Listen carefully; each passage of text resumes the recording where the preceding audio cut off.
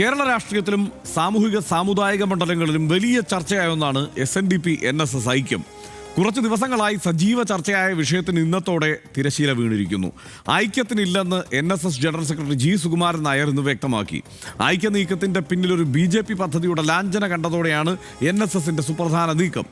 NDA മുന്നണി നേതാവായ തുഷാർ വെള്ളാപ്പള്ളിയെ ദൂതനായി അയച്ചത് ചൂണ്ടിക്കാട്ടിയാണ് NSSന്റെ ചുവടുമാറ്റം. G. സുകുമാരൻ നായരുടെ യു-ടേണിൽ അങ്കലാപ്പിലായിരിക്കുകയാണ് വെള്ളാപ്പള്ളി നടേശൻ. 16 വർഷത്തിന് ശേഷമുള്ള NSS SNDP ഐക്യ നീക്കത്തിന് ആകെ ഉണ്ടായിരുന്നത് കേവലം 9 ദിവസത്തെ ആയുസ് മാത്രം. NSSന്റെ തീരുമാനത്തിൽ തകർന്നടിഞ്ഞത് BJPയുടെ തന്ത്രമാണോ? കാണാം RD എക്സ്ട്രാ.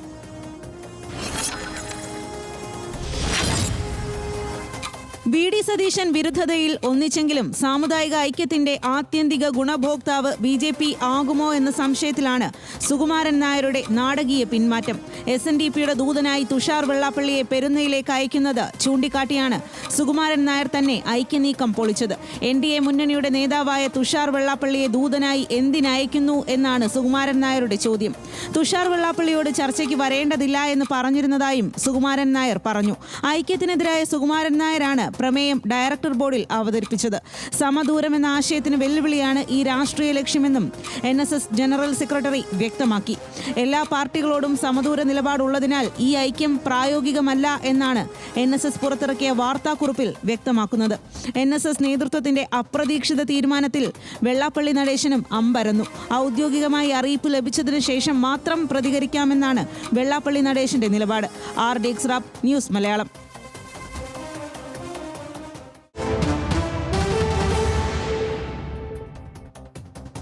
SNDP യോഗവുമായുള്ള ഐക്യശ്രമത്തിൽ നിന്ന് പിന്മാറാൻ കാരണം പിന്നിൽ രാഷ്ട്രീയ നീക്കമുണ്ടെന്ന് മനസ്സിലാക്കിയത് കൊണ്ടാണ് എന്ന് NSS general secretary G. Sukumaran Nair പറഞ്ഞു. ചർച്ച നടത്താൻ വെള്ളാപ്പള്ളി നടേശൻ മകൻ തുഷാർ വെള്ളാപ്പള്ളിയെ പറഞ്ഞയച്ചതടക്കമുള്ള കാര്യങ്ങൾ സംശയങ്ങൾക്കിടയാക്കി. തുഷാർ വെള്ളാപ്പള്ളി വരേണ്ടതില്ലെന്ന് നേരത്തെ തന്നെ വെള്ളാപ്പള്ളിയെ അറിയിച്ചിട്ടുണ്ടെന്നും സുകുമാരൻ നായർ പറഞ്ഞു. സുകുമാരൻ നായരുടെ വാക്കുകളിലേക്ക്. രാഷ്ട്രീയമായിട്ട് സംസാരിക്കാത്ത ഒരാളുടെ ഒരു രാഷ്ട്രീയക്കാരനെ പറഞ്ഞു വിട്ടാൽ എന്ത് ചെയ്യും? അത് അദ്ദേഹത്തിൻ്റെ മകനെ പറഞ്ഞു വിടുക. അതാണോ? എന്തോ ഒക്കെ ഒരു ഇത് എൻ്റെ പിന്നിലുണ്ട്. എന്തെല്ലാം കാര്യങ്ങളിൽ എന്തെല്ലാം നിലപാടുകൾ സ്വീകരിക്കും, അതിനൊരു രൂപരേഖ വേണ്ടേ? അതൊന്നും ഇല്ലാതെ തന്നെ അങ്ങ് ബാക്കി എല്ലാം ആയി എന്ന് പറഞ്ഞാൽ എങ്ങനെ? ഞങ്ങൾ ഐക്യത്തിലൊന്നും ആയില്ല. ഇതടഞ്ഞ അധ്യായമാണ്, സംശയമില്ല. മാധ്യമങ്ങളിലൂടെയാണ് അറിഞ്ഞതെന്നും ഔദ്യോഗികമായി അറിയിച്ച ശേഷം പ്രതികരിക്കാമെന്നുമാണ് വെള്ളാപ്പള്ളി നടേശന്റെ പ്രതികരണം. അതുകൂടി കേൾക്കാം. ഈ ചാനലിൽ കണ്ടതിൻ്റെ അടിസ്ഥാനത്തിൽ മാത്രം ഒരു മറുപടി ഞാൻ പറയുന്നത് ശരിയല്ല. ഇതിൻ്റെ എല്ലാം പൂർണ്ണ രൂപം അറിഞ്ഞ ശേഷം അതിന് ഞാൻ മറുപടി പറയാം. അതുകൊണ്ട് ഇതിനെപ്പറ്റി ഒരു ചോദ്യങ്ങളോ അതിന് മറുപടികളോ നമുക്കിപ്പോൾ അപ്രസക്തമാണ്. SNDP NSS ഐക്യത്തിൽ നിന്ന് പിന്മാറിയ NSSന്റെ നിലപാട് അവരുടെ ആഭ്യന്തര കാര്യമാണ് എന്നാണ് പ്രതിപക്ഷ നേതാവ് VD സതീശൻ പ്രതികരിച്ചത്. രണ്ടു കൂട്ടരെയും ഒരുമിച്ച് കൊണ്ടുപോകാനുള്ള പ്രവർത്തനങ്ങൾക്ക് കോൺഗ്രസ് നേതൃത്വം കൊടുക്കുമെന്ന് അടൂർ പ്രകാശ് വ്യക്തമാക്കി.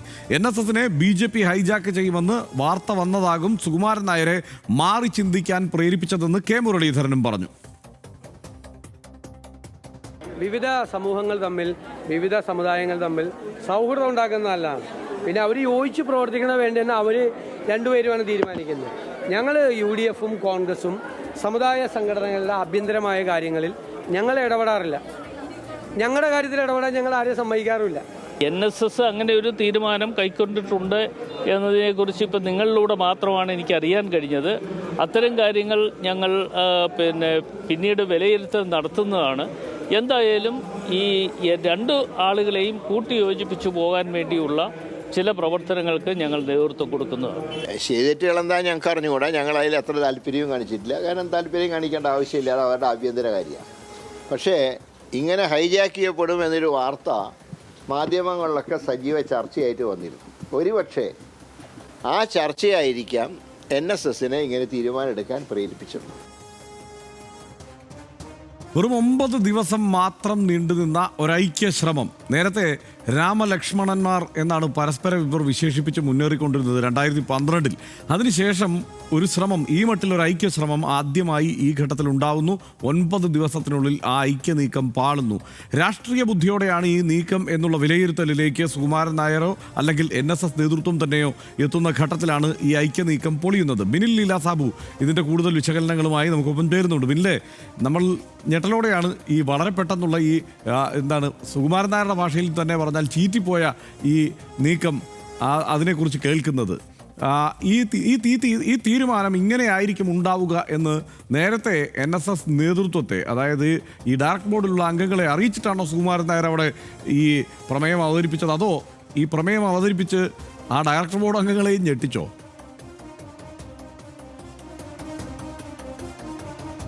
അദ്ദേഹം പറയുന്നത് പ്രമേയം അദ്ദേഹമാണ് അവതരിപ്പിച്ചത്, അതിനെ ഒറ്റക്കെട്ടായി അംഗീകരിച്ചു എന്നുള്ളതാണ്. പക്ഷേ നമുക്ക് ലഭ്യമാകുന്ന ചില സൂചനകൾ, ചില ചർച്ചകൾ ഇതുമായി ബന്ധപ്പെട്ട് ഡയറക്ടർ ബോർഡിൽ ഉയർന്നു വന്നു. ഈ പോക്ക് അല്ലെങ്കിൽ ഈ ഒരു തീരുമാനം ശരിയായി വരില്ല, ഐക്യം ശരിയാകില്ല എന്ന് ചില അംഗങ്ങൾ അഭിപ്രായം പറഞ്ഞു എന്നാണ് നമുക്ക് അറിയാൻ കഴിയുന്നത്. പ്രത്യേകിച്ച് അവരുടെ ഡയറക്ടർ ബോർഡിൽ കൂടുതലുമുള്ളത് കോൺഗ്രസ് അനുഭാവമുള്ള ആളുകളാണ്. അതുകൊണ്ട് അത്തരം ചർച്ചകൾ ഉയർന്നു എന്നാണ് പുറത്തേക്ക് വരുന്ന ചില വിവരങ്ങൾ. അത് തള്ളിക്കളയാനും കഴിയില്ല, അങ്ങനെ ഉണ്ടാകാനുള്ള സാധ്യതയുമുണ്ട്. എന്തായാലും അദ്ദേഹം പറയുന്നത് അദ്ദേഹം പ്രമേയം അവതരിപ്പിച്ചു, അതിനെ പൂർണ്ണ പിന്തുണ എല്ലാവരും നൽകി, അതുകൊണ്ട് ഇത് ഇത്തരത്തിൽ ഐക്യം വേണ്ട തീരുമാനിക്കുന്നു എന്നാണ് അദ്ദേഹം പറയുന്നത്. ഇതിൽ ഏറ്റവും പ്രധാനപ്പെട്ട ഒരു കാര്യം എടുത്തു പറയേണ്ടത്, കഴിഞ്ഞ 9 ദിവസങ്ങൾക്ക് മുൻപ് അദ്ദേഹം 1 മണിക്കൂർ അധികം നീണ്ടൊരു വാർത്താ സമ്മേളനം ഉണ്ടായിരുന്നു.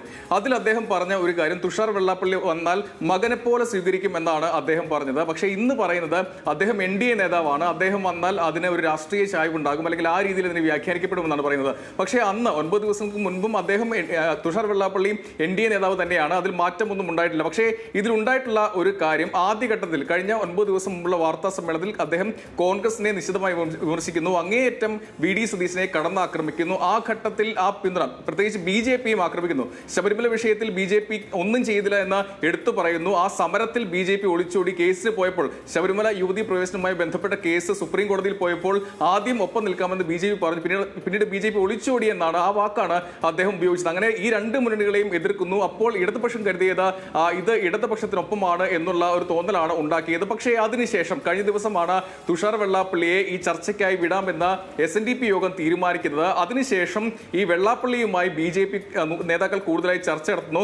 അത് പിന്നീട് ഒരു ചർച്ചയായി തുഷാർ വെള്ളാപ്പള്ളി വന്നാൽ അതിനെ NDAയുമായി കണക്ട് ചെയ്ത്, അല്ലെങ്കിൽ NDAയുമായി അങ്ങനെ ഒരു രാഷ്ട്രീയമായി അതിനെ ചേർത്ത് വെക്കപ്പെടും എന്നുള്ള ഒരു തോന്നൽ സുകുമാരൻ നായർക്കുണ്ടായി. പ്രത്യേകിച്ച് ഡയറക്ടർ ബോർഡിലെ അംഗങ്ങൾ കൂടി അദ്ദേഹത്തെ അറിയിച്ചു എന്നാണ് നമുക്ക് ലഭ്യമാകുന്ന വിവരം. അതുകൊണ്ടാണ് അദ്ദേഹം ഇത്തരം ഒരു തീരുമാനത്തിലേക്ക് പോയത് എന്നാണ് മനസ്സിലാക്കാൻ കഴിയുക. എന്തായാലും 9 ദിവസം നീണ്ട ഈ ഒരു ഐക്യം, വീണ്ടും ഇത്രയും വർഷങ്ങൾക്ക് ശേഷമാണ് ഐക്യം വരുന്നത്. അത് അതിന് തുടക്കത്തിലെ വാടിപ്പോയി എന്ന് വേണം നമുക്ക് പറയാൻ കഴിയുക. എന്തായാലും ഇക്കാര്യത്തിൽ ഒരു കാര്യം ഉറപ്പാണ്, കോൺഗ്രസ് നേതാക്കൾ അല്ലെങ്കിൽ കോൺഗ്രസിനൊപ്പം നിൽക്കുന്ന ആളുകൾ വലിയ സന്തോഷത്തിലാണ്. ആദ്യഘട്ടത്തിൽ കോൺഗ്രസിന് വലിയ ക്ഷീണമാകും എന്ന് കരുതിയ ഒരു കാര്യമാണ്. പക്ഷേ ഇപ്പോൾ അത് അങ്ങനെ ആ രീതിയിൽ തന്നെ അവസാനിച്ചിരിക്കുന്നു. പ്രത്യേകിച്ച് ഇനിയിപ്പോൾ വരേണ്ടത് വെള്ളാപ്പള്ളി നടേശൻ ഇതിനെ എങ്ങനെ പ്രതികരിക്കുമെന്നുള്ളതാണ്. നേരത്തെ നമുക്കറിയാം, വർഷങ്ങൾക്ക് മുൻപ് അവരുടെ വാർത്താക്കുറിപ്പിൽ തന്നെ പറയുന്നുണ്ട്, പല കാലങ്ങളിൽ പല കാരണങ്ങളാൽ ഈ ഐക്യം പരാജയപ്പെട്ടു എന്ന് പറയുന്നുണ്ട്. അതോടൊപ്പം തന്നെ വാർത്താക്കുറിപ്പിൽ 2 വരികൾ പറയുന്നുണ്ട്, ഇങ്ങനെ ഈ ഐക്യം മുന്നോട്ട് പോയാൽ രാഷ്ട്രീയ സാഹചര്യത്തിൽ അത് പരാജയപ്പെടും. പ്രത്യേകിച്ച് NSSന്റെ ഒരു നിലപാട് സമദൂരമാണ്. എല്ലാ കാലത്തും NSS പറയുന്നത് സമദൂരമാണ്. ചില ഇടങ്ങളിൽ ആ സമദൂരത്തിൽ ചില ശരിദൂരം ഉണ്ടെന്ന് പറയുമ്പോൾ പോലും ആ സമദൂരത്തിനാണ് പ്രാധാന്യം കൊടുക്കുക. ഇങ്ങനെ ഈ SNDPയുമായി ഐക്യത്തിൽ മുന്നോട്ട് പോയാൽ അവിടെ NDA നേതാവായിട്ടുള്ള തുഷാർ വെള്ളാപ്പള്ളി വന്നാൽ ആ സമദൂരത്തിൽ വെള്ളം ചേർക്കുന്ന നിലപാടിലേക്കാകും, അല്ലെങ്കിൽ ആ രീതിയിൽ വ്യാഖ്യാനിക്കപ്പെടും എന്ന ഒരു മുൻകരുതൽ കൂടി, അല്ലെങ്കിൽ ഒരു തോന്നൽ കൂടി NSSനുണ്ടായി. അങ്ങനെയാണ് ഒരു പിന്മാറ്റം ഉണ്ടായതെന്നാണ് മനസ്സിലാക്കാൻ കഴിയുക. എന്തായാലും ഇനി അറിയേണ്ടത് വെള്ളാപ്പള്ളി എന്ത് പറയും എന്നുള്ളതാണ്. മുൻപത്തെ ഐക്യമൊക്കെ തകർന്നപ്പോൾ രൂക്ഷമായ ഭാഷയിലായിരുന്നു NSSനെയും ജനറൽ സെക്രട്ടറി സുകുമാരൻ നായരെയും വെള്ളാപ്പള്ളി കടന്നാക്രമിച്ചത്. അദ്ദേഹം ഒരു ഞെട്ടി ഇരിക്കുകയാണ് എന്നാണ് മനസ്സിലാക്കുന്നത്. പ്രത്യേകിച്ച് ഇക്കാര്യത്തിൽ യാതൊരു പ്രതികരണവും, പഠിച്ചിട്ട് പ്രതികരിക്കാം, പിന്നീട് പ്രതികരിക്കാം എന്നൊരു പ്രതികരണം മാത്രമാണ് അദ്ദേഹത്തിന്റെ ഭാഗത്തുനിന്നുണ്ടാകുന്നത്. എന്തായാലും നാളെ ഇക്കാര്യത്തിൽ ഒരു പ്രതികരണം ഉണ്ടാകുമെന്ന് പ്രതീക്ഷിക്കുന്നു. അതാണ് കേരളം കാത്തിരിക്കുന്നത്.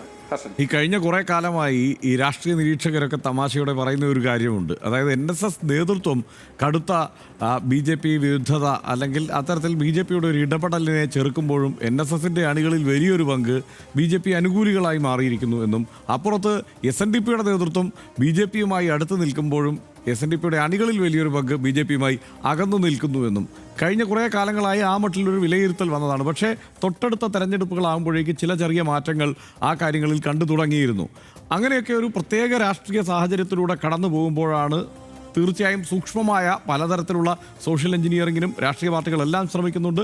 ആ കാര്യത്തിൽ BJP വളരെ തന്ത്രപരമായി സൂക്ഷ്മമായി ദീർഘദൃഷ്ടിയോടെയുള്ള പ്രയോഗങ്ങളും തന്ത്രങ്ങളും ഒക്കെ നടത്താറുണ്ട്. BDJS നമ്മളത് കണ്ടതാണ്. അതിൻ്റെ തുടർച്ചയായി നടത്തുന്ന ഒരു നീക്കമായി ഇതിനെ നേതൃത്വം വിലയിരുത്തിയാലും ആത്യന്തികമായി ഇത് തെരഞ്ഞെടുപ്പിൽ എന്ത് പ്രതിഫലനമാക്കും ഉണ്ടാക്കുക എന്നാണ് വിലയിരുത്തപ്പെടുന്നത്.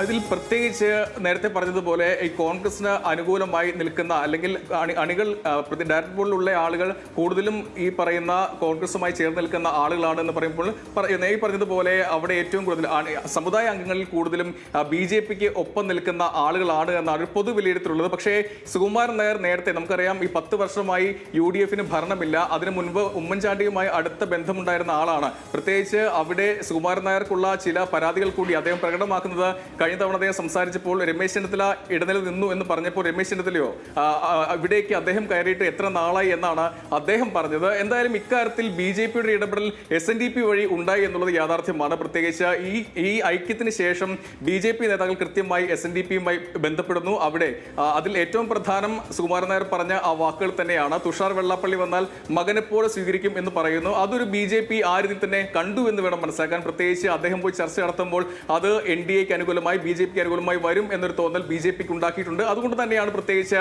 BJP നേതാക്കൾ ഈ SNDPയുമായി സംസാരിക്കുന്നതും ഇത്തരത്തിൽ ചർച്ചകൾ നടത്തുന്നതും വെള്ളാപ്പള്ളിയെ നിരന്തരം കാണുകയും ചെയ്തിരുന്നത്. പക്ഷേ അതാണ് ഇവിടെ സുകുമാരൻ നായരെ ഒപ്പമുള്ള ഡയറക്ടർ ബോർഡ് അംഗങ്ങൾ ഉൾപ്പെടെയുള്ള ആളുകൾ സുകുമാരൻ നായരെ ധരിപ്പിച്ചത്. ആ രീതിയിലുള്ള ഒരു ഐക്യം മുന്നോട്ട് പോയാൽ അത് രാഷ്ട്രീയമായി സ്വാധീനിക്കപ്പെടും. ഇന്ന് സുകുമാരൻ നായർ പറഞ്ഞൊരു വാക്ക് തന്നെയാണ്, ഈ ഐക്യത്തിൽ അല്ലെങ്കിൽ ആ കൂടിക്കാഴ്ചയിൽ ചില സംശയങ്ങളുണ്ട്, അതിനെ രാഷ്ട്രീയമായി മുന്നോട്ട് കൊണ്ടുപോവുകയാണോ എന്ന് ചില സംശയങ്ങളുണ്ട് എന്നാണ് അദ്ദേഹം പറഞ്ഞത്. ആ സംശയത്തിൽ തെറ്റൊന്നുമില്ല. ആ രീതിയിൽ BJP ഇടപെട്ടു എന്ന് വേണം മനസ്സിലാക്കാൻ. എന്തായാലും അതിനെ ആ രീതിയിൽ തന്നെ അവസാനിപ്പിച്ചിരിക്കുകയാണ്. അദ്ദേഹം പറഞ്ഞത് അടഞ്ഞ അധ്യായമാണ്, ഇക്കാര്യത്തിൽ ഒരു ചർച്ചയില്ല, ഇത് മുന്നോട്ട് പോകില്ല, ഇതിൽ എന്തെങ്കിലും ഗൂഢാലോചന ഉണ്ടോ എന്ന് അന്വേഷിക്കേണ്ടത് നിങ്ങളാണ് എന്നടക്കമുള്ള കാര്യങ്ങളാണ് അദ്ദേഹം പറയുന്നത്. എന്തായാലും ഒരു കാര്യം ഉറപ്പാണ്, ഇവിടെ ഏറ്റവും കൂടുതൽ സന്തോഷിക്കുന്നത് UDF ആയിരിക്കും, കോൺഗ്രസ് ആയിരിക്കും. കാരണം അവർ നേരിട്ട വിമർശനം അല്ലെങ്കിൽ പാർട്ടിക്കൊപ്പം പ്രതിപക്ഷ നേതാവും വലിയ രീതിയിൽ വിമർശനം നേരിട്ടു.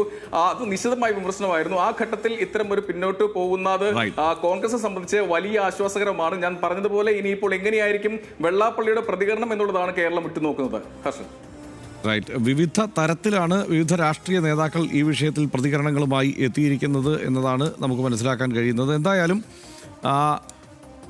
എന്ത് രാഷ്ട്രീയ നീക്കമാണ് ഇത് എന്ന് തന്നെയാണ് ആദ്യഘട്ടത്തിൽ വെള്ളാപ്പള്ളി നടേശൻ ആ മട്ടിലൊരു ഐക്യ ആഹ്വാനത്തിന് മുതിർന്നപ്പോൾ തന്നെ പൊതുവെ രാഷ്ട്രീയ കേരളം ചർച്ച ചെയ്തത്. ഒരു തെരഞ്ഞെടുപ്പ് അടുത്തു വരുന്ന കാലമാണ്. ഈ ഘട്ടത്തിൽ VD സതീശൻ എന്ന കോൺഗ്രസിൻ്റെ നേതാവിനെതിരെ, സംസ്ഥാനത്തെ പ്രതിപക്ഷ നേതാവിനെതിരെ നിരന്തരം ആക്രമണം അഴിച്ചുവിട്ടുകൊണ്ടാണ് വെള്ളാപ്പള്ളി നടേശൻ ഈ ഒരു നീക്കത്തിലേക്ക് കടന്നതെങ്കിൽ അതേ നിലപാട് തന്നെ ഒരുപക്ഷെ ആ നിലയ്ക്ക് വ്യക്തമായി തുറന്നു പറഞ്ഞില്ലെങ്കിൽ കൂടി VD സതീശനോട് എന്ത് നിലപാടാണ് സ്വീകരിക്കുന്നത് സുകുമാരൻ നായർ അല്ലെങ്കിൽ NSS നേതൃത്വം എന്നത് സംബന്ധിച്ചും വ്യക്തമായ ഒരു ധാരണ വെള്ളാപ്പള്ളി നടേശനുണ്ട്, പൊതുസമൂഹത്തിനുമുണ്ട്. ആ ഒരു സാഹചര്യത്തിൽ ഈ ഐക്യം എന്ത് രാഷ്ട്രീയ മാനങ്ങളും എന്ത് രാഷ്ട്രീയ നീക്കവുമാണ് എന്ന് വിലയിരുത്തിയപ്പോൾ അത് ഒരുപക്ഷെ ഇടതുമുന്നണിക്ക് അനുകൂലമായ ഒരു നീക്കമായി തന്നെ വന്നേക്കാം എന്നാണ് പൊതുവെ കരുതിയത്. പക്ഷേ അങ്ങനെയല്ല, അതിനപ്പുറത്ത് സൂക്ഷ്മമായ ചില ഇടപെടലുകൾ ഇതിന് പിന്നിലുണ്ട് എന്നുള്ള വിലയിരുത്തലിലേക്ക് NSS നേതൃത്വം പിന്നീടെത്തി. PS ശ്രീധരൻപിള്ള ഈ ഘട്ടത്തിൽ ഈ രണ്ട് സമുദായ നേതാക്കളെയും പോയി കാണുന്ന സാഹചര്യമുണ്ടായി. BJP നേതൃത്വം പൊതുവെ ഈ ആഹ്വാനത്തെ സ്വാഗതം ചെയ്തു. 50കളിൽ ഹിന്ദു മഹാമണ്ഡലം രൂപീകരിച്ച് മന്നത്ത് പത്മനാഭനും R ശങ്കറും ഒരുമിച്ച് നിന്ന കാലത്തിന് സമാനമായ ഒരു മുന്നേറ്റം എന്ന വിശേഷണങ്ങളും ആ മട്ടിലുള്ള ചർച്ചകളുമൊക്കെ ഉണ്ടായി.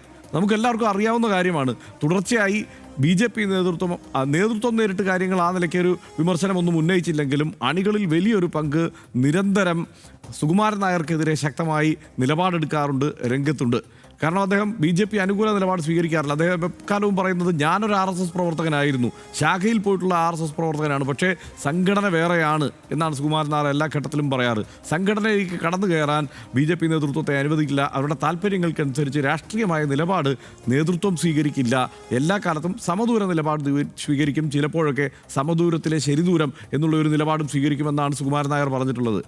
അതേസമയം ഇപ്പുറത്ത് വെള്ളാപ്പള്ളി നടേശൻ BJPയോട് അടുത്ത് നിൽക്കുകയും BJPയുമായുള്ള അല്ലെങ്കിൽ പ്രധാനമന്ത്രി നരേന്ദ്രമോദിയുമായുള്ള ബന്ധത്തിൽ അഭിമാനം കൊള്ളുകയും ഒക്കെ ചെയ്യുന്ന ഒരു രീതിയാണ് അദ്ദേഹത്തിൽ കാണാൻ കഴിഞ്ഞിട്ടുള്ളത്. മാത്രമല്ല 2016 തൊട്ടു മുമ്പ് നിർണായകമായ പ്രഖ്യാപനം, അതായത് SNDPയുടെ പിന്തുണയോടെ വരുന്ന രാഷ്ട്രീയ പ്രസ്ഥാനം എന്ന നിലയ്ക്ക് ആ BDJS എന്നുള്ള രാഷ്ട്രീയ പ്രസ്ഥാനത്തിൻ്റെ പ്രഖ്യാപനം ഉണ്ടാകുന്നത്.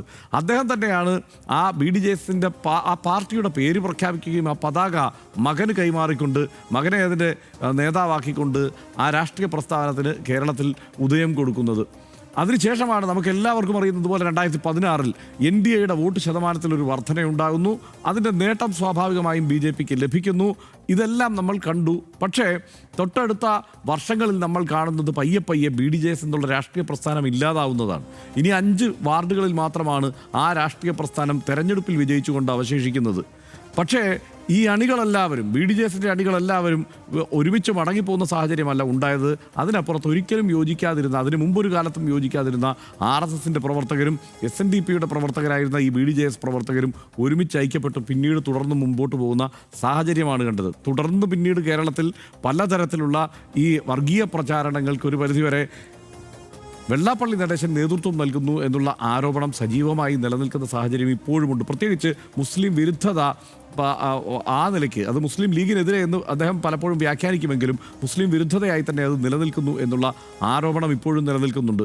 ആ ആരോപണം നിലനിൽക്കുകയാണ്. അത് ആ സോഷ്യൽ എഞ്ചിനീയറിംഗിൻ്റെ ഭാഗമാണ് എന്നുള്ള വിലയിരുത്തൽ പൊതുവെ രാഷ്ട്രീയ നിരീക്ഷകർ നടത്തുന്ന കാലത്താണ് അദ്ദേഹം NSSുമായി വീണ്ടും ഐക്യപ്പെടാൻ ഉദ്ദേശിക്കുന്നത്. നേരത്തെ ഒരേ ഒരു വിഷയത്തിലായിരുന്നു ഐക്യപ്പെടുന്നതിൽ ഇവർക്കിടയിൽ ഭിന്നിപ്പുണ്ടായിരുന്നത്. അത് നേരത്തെ സുകുമാരൻ നായരും പറഞ്ഞതാണ്, സംവരണം എന്ന ഒരൊറ്റ വിഷയം.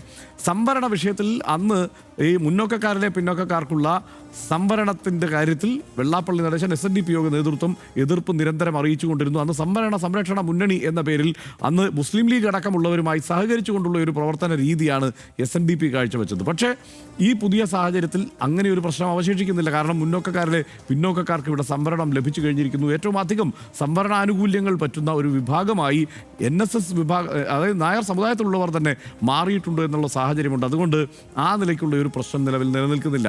അപ്പുറത്ത് SNDP ആവട്ടെ സർക്കാർ ജോലിയിലെ പ്രാതിനിധ്യത്തെക്കുറിച്ച് അവരുടെ ആനുപാതിക പ്രാതിനിധ്യം അവർക്കുണ്ട് എന്നുള്ള വിലയിരുത്തലിലേക്ക്, അതിനെക്കുറിച്ചുള്ള കൂടുതൽ ചർച്ചകളിലേക്ക് പോകാതിരിക്കുന്നതാണ് നല്ലത് എന്നുള്ള വിലയിരുത്തലിലേക്ക് എത്തുകയും ചെയ്തു. അങ്ങനെ എല്ലാ അർത്ഥത്തിലും ഇവർക്ക് പരസ്പരം സഹകരിക്കാൻ പറ്റുന്ന സാഹചര്യമുണ്ട് എന്ന് നേരത്തെ സുകുമാരൻ നായരും വെള്ളാപ്പള്ളി നടേശനും വിലയിരുത്തിയ ആ സാഹചര്യമാണ് 9 ദിവസം കൊണ്ട് ഇപ്പോൾ വീണ്ടും ഇല്ലാതായിരിക്കുന്നത്. അത് ഒറ്റ കാരണമാണ് സുകുമാരൻ നായർ വിശദീകരിക്കുന്നത്. അത് രാഷ്ട്രീയ ഇടപെടൽ ഇതിന് പിന്നിലുണ്ട് എന്നുള്ള വിലയിരുത്തൽ എന്നത് തന്നെയാണ്. കാരണം തുഷാർ വെള്ളാപ്പള്ളിയെയാണ് അവിടേക്ക് അയക്കുന്നത്. ആദ്യഘട്ടത്തിൽ തന്നെ സുകുമാരൻ നായരുടെ പ്രതികരണം വളരെ സൂക്ഷ്മതയോടെയുള്ളതായിരുന്നു. ഒരു രാഷ്ട്രീയ നേതാവായല്ല അദ്ദേഹത്തെ ഇവിടെ ഞങ്ങൾ സ്വീകരിക്കുക, സ്വന്തം മകനെ പോലെ ആയിരിക്കും സ്വീകരിക്കുക എന്നാണ് അദ്ദേഹം പറഞ്ഞത്.